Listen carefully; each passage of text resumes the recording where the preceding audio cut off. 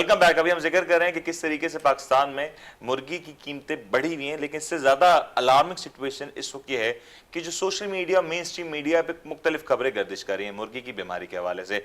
क्या ये बीमारी हकीकत में एग्जिस्ट भी करती है और अगर करती है तो ये किस नौयत की है? मारूफ साहब मौजूद शख्सियत हैं इस बारे में बात करने के लिए। मारूफ साहब, सर ये बता दें कि एक्चुअल में रानी खेत की बीमारी है या कोई और बीमारी है जिस तरीके से दीगर चैनल्स पे बात हो रही है? नहीं, बिल्कुल रानी खेत की बीमारी है। ये हर साल आती है और लेकिन इस साल जो है वो शिद्दत उसने अख्तियार की। जैसे मैंने पहले भी बताया, ये बीमारी 2010 में और 2012 में भी बहुत आई थी। उस वक्त भी मुर्गी की कीमतें बढ़ी थी जब शरह अमवात बढ़ जाती है। लेकिन उस वक्त को मैं इसलिए अब मवाजना नहीं करूँगा कि उस वक्त ये कोरोना का प्रॉब्लम नहीं था, शादी ब्याह हो रहे थे, होटलिंग पूरी तरीके से चल रही थी। जैसे अभी आपने दिखाया कि वाकई 70%, 65% से 70% जो है हमारी कंजम्पशन जो है वो शादियों से होती है और रेस्टोरेंट से होती हैगी। और ये इतना सेंसिटिव काम है, आज बारिश हो जाए, जिस तरह अगर रेस्टोरेंट खुले हों तो उस दिन सेल ख़त्म हो जाती है। अगर 2 दिन लगातार हो जाए तो मुर्गी का रेट नीचे आ जाता है।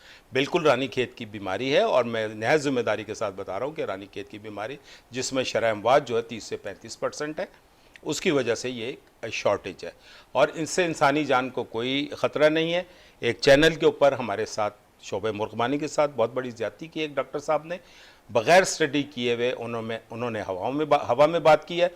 आपका चैनल या पाकिस्तान के जितने भी नेशनल चैनल्स हैं, न्यूज़ चैनल्स हैं, वो सर्वे करवाएं कि जाके देखें जो लोग फार्म्स के ऊपर काम कर रहे हैं, क्या खुदा न खास्ता उनकी डेथ हो गई, या उन दुकानों पे जो शहरों में वो मुर्गी जिस तरह उन्होंने कहा हलाल करते हैं और खून हाथ में लगता है और उसके बाद जो उनको बीमार हो जाते हैं। तो ये सर्वे करवाया जा सकता है कि कितने लोग ज़िंदा रहे और कितने मर गए। सबसे पहले तो मुझे मर जाना चाहिए था या मेरी फैमिली को ख़त्म हो जाना चाहिए था कि हम पोल्ट्री फार्मिंग कर रहे हैं, हम पोल्ट्री फार्म पर जाते हैं, मुर्गियों को छूते हैं। मैंने अभी आपसे कहा कि मैं खुद मुर्गी ज़िबा करता हूँ अपने हाथ से, जो मैं अपने घर में इस्तेमाल करता हूँ। अच्छा, इसका मतलब क्लियर हो गया कि इस मुर्गी की बीमारी से इंसानी जान को कोई खतरा नहीं है, इसके काटने से, इसके छूने से अगर कोई शख्स छूता है तो उसको कोई खतरा नहीं है। मेमन साहब, मैं आप मेरी बात पे ना यकीन करें, आप पूरा सर्वे कराची करवा लें कि ये देख लें कि इससे खुदा न खास्ता कितने लोगों को नुकसान पहुंचा है। जी शकील साहब, इसमें कोई शक नहीं है, रानी खेत की बीमारी अमूमन होती है और ये पूरी दुनिया में होती है, ऐसा नहीं है। बल्कि हमारे नेबर कंट्रीज़ में भी पिछले दिनों इसकी वो बड़ी आवाज़ें आ रही थी। लेकिन एक चीज़ है बस इसमें, वो चीज़ वो क्या है कि आया जो रानी खेत से या किसी भी बीमारी से अगर वो जो मुर्गियाँ मर गई या मरने जा रही थी, वो कहाँ गई?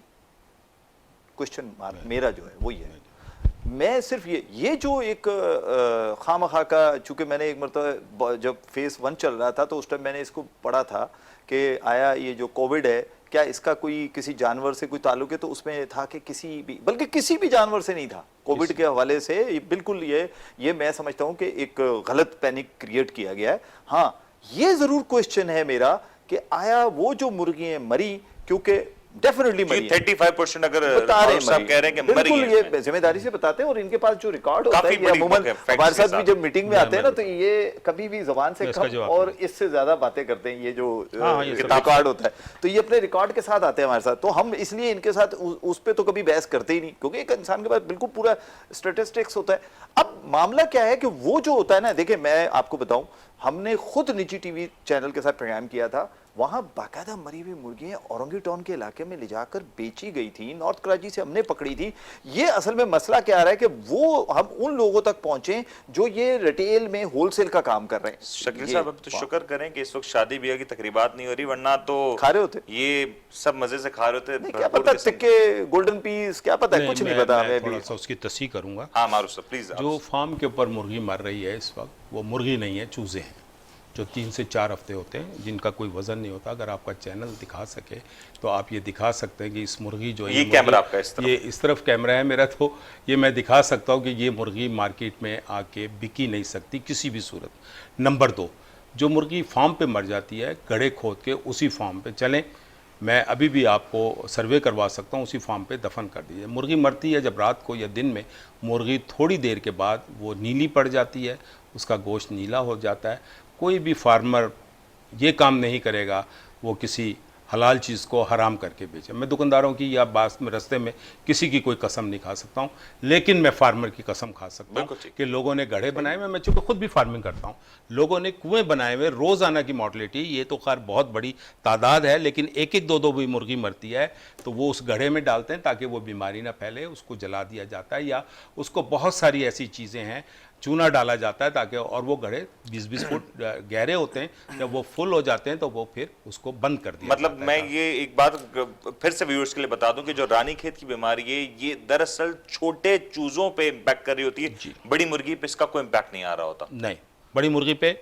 आ सकता है, लेकिन वो इसका नाम क्या, इस वक्त जो है वो कम एज की मुर्गी जो है उसके ऊपर प्रॉब्लम आ रहा है, लेकिन जो मुर्गी बीमार हो जाती है वो मुर्गी वहीं मर जाती है, वो फार्म से लेके और जिस तरह सजावल से आ रही है। एक थोड़ा सा इसमें मैं आपसे थोड़ी चाहूंगा, ये जो कंट्रोल फार्मिंग हो रही है, सुना है कि इसमें जरा कम है ये मुर्गी का तनासुब। सर मैं ऐसा नहीं है, ऐसा नहीं है। मैं आपको अभी एक नंबर दे देता हूँ।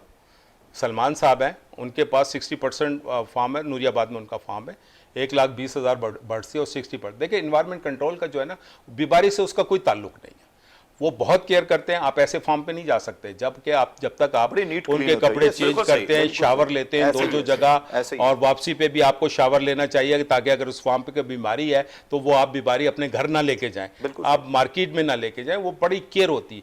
लेकिन मैं फिर ये कहूँगा कि इन्वायरमेंट कंट्रोल का मतलब ये नहीं है वो बीमारी को रोक सके। बीमारी ये नहीं देखती कि ये मेल है, फीमेल है, छोटी है, बड़ी है, जब आती है तो आपकी बात मारूफ साहब आ गई, लेकिन मुझे एक थोड़ी तशवीश ये है कि इस वक्त पाकिस्तान में जो कंजम्पशन है ओवरऑल काफी हद तक कम है।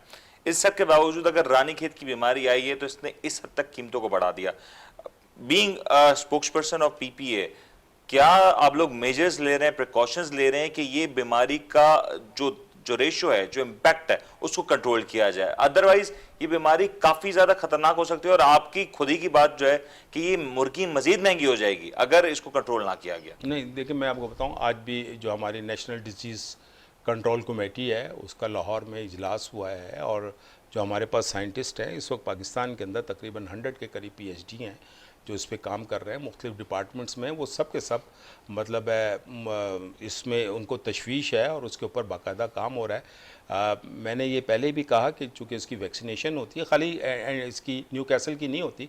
देखें ये इंडिया के अंदर एक जगह रानीखेत है जहाँ पर ये सबसे पहले प्रॉब्लम आई, और अमेरिका के अंदर न्यूकैसल है, इसको इंग्लिश में न्यूकैसल कहते हैं। वो न्यूकैसल के किसी गाँव में आई थी और उन्होंने इसको किसी हद तक कंट्रोल कर लिया, लेकिन वो उन्होंने रेडिकेशन किया फार्मर को कंपन, जो कि यहाँ मुमकिन नहीं है, पाकिस्तान में होता भी नहीं है। लेकिन बर्ड फ्लू के ज़माने में ज़रूर ऐसा हुआ है कि वो रेडिकेशन की गई है और कंपनसेशन दी गई है। इसमें अब किसी हद तक जो है, मैं पिछले को 10-12 दिन से जो हम देख रहे हैं वो किसी हद तक जो है वो शरहबाज जो है वो कम हो रही हैं। जिस तरह आपने कहा, चूँकि सिंध में सख्ती है लेकिन बाकी जगह पे सियाहत खुल गई है और दूसरी तीसरी चीज़ें हो रही हैं, स्कूल खुल गए, तो वहाँ पे भी खड़े होकर जो है ना वो बंद कबाब और दूसरी तीसरी चीज़ें होती हैं। मैं समझता हूँ कि अगले 1-8 महीने के अंदर जो है ये नॉर्मलाइज हो जाएगा, बहुत बेहतर हो जाएगा। अब नॉर्मलाइज आप किसको कहते हैं कि वो जो रेट 100 रुपए 120 जो पिछले जो 200-250 रुपए के आसपास, हाँ जी बिल्कुल ये मैं 200-250 रुपए गोश्त शायद ना हो, मुर्गी, जिंदा मुर्गी बिल्कुल इस रेंज में आ जाएगी, क्योंकि तब तक बकरा ईद भी आ जाएगी, कहीं ना कहीं वो भी आ जाएगी। दूसरी बात ये, इसमें एक छोटी सी बात और भी मैं करना चाहूँगा, इनकी बात को थोड़ा सा आगे बढ़ाऊंगा कि जो इस वक्त मुर्गी जो बीमारी है, अब देखें हम तो चले मास्क वास्क पहन लेते हैं, जाहिर से मुर्गी ने तो नहीं पहनना बेचारी ने, तो वो बगैर मास्क के तो उसको बीमारी लग रही है। लेकिन यहाँ एक और चीज़ बताऊँ, रिटेल की सतह पे एक और चीज़ होती है, ये मीटिंग्स में भी हमने बात की, फिर हमने इसको आइडेंटिफाई किया। वो क्या होता है कि रिटेल की सतह पे जहाँ मुर्गी में प्रॉफिट वैसे बढ़ाया जाता है ना, एक चीज़ और होती है, मुर्गी ज़िबा होने के बाद भी ना उस मुर्गी वाले को तकरीबन 15 से 18 रुपये और दे के जाती है, क्योंकि मैंने जैसे पहले कहा वेस्ट की सूरत में पंजे उसके अलग बिकते हैं, मुर्गी की हर चीज बिकती है, हर चीज बिकती है, आंतें अलग बिकती हैं, यानी कि उसका जितना सामान है ना, अब 15, ये मैंने शायद कम फिगर दे दिया आपको, 15-18 रुपए, ये 2017 की मेरे फिगर है, तो अब बढ़ गया होगा 22-25 रुपए पे चला गया। आप सोचें कि वो प्रॉफिट भी उसको मिलता है, किसको? रिटेल वाले को। अब आप सोचें कि वो उधर से भी कमा रहा है, मतलब वो जो इतनी मेहनत से चर्बी साफ इस कराता है, वक्त चाहे सब्जी हो, चाहे फ्रूट हो, चाहे कुछ भी हो, जितनी मुनाफाखोरी, नाजायज मुनाफाखोरी रिटेल की सतह पे कहीं भी नहीं है। मेरे ख्याल से आज का प्रोग्राम देखने के बाद लोगों ने शायद अपना कारोबार स्विच करके मुर्गी के कारोबार पर जरूर आ जाना है। पता नहीं कि मुर्गी की कीमतों में कब नॉर्मलाइज हो गई चीजें, सिचुएशन कब नॉर्मलाइज होगी, लेकिन उम्मीद करते हैं कि आज का प्रोग्राम पसंद आया होगा आप सबको। इंपॉर्टेंट था ये प्रोग्राम करना, और ये प्रोग्राम करना इसलिए भी बड़ा इंपॉर्टेंट है कि सही पिक्चर प्रेजेंट की जाए।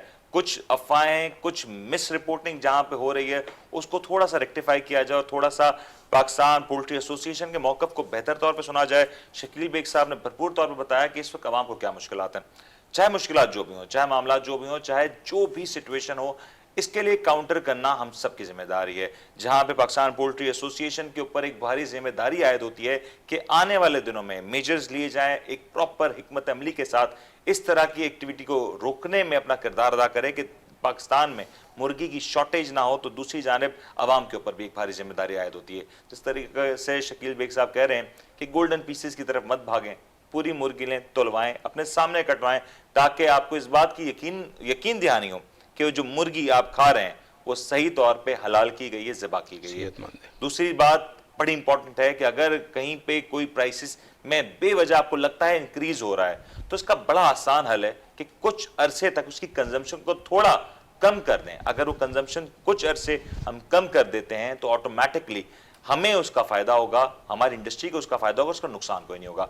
उम्मीद करते हैं आपको आज का प्रोग्राम पसंद आया होगा। अपने होस्ट मुनीर मेमन को और साथ हमारे जो आज के दो बहुत ही इंपॉर्टेंट गेस्ट है अब्दुल मारूफ सिद्दीकी साहब और शकील बेग साहब, हम तीनों को इजाजत दीजिए। अपना बहुत बहुत ख्याल रखिएगा। अल्लाह हाफिज।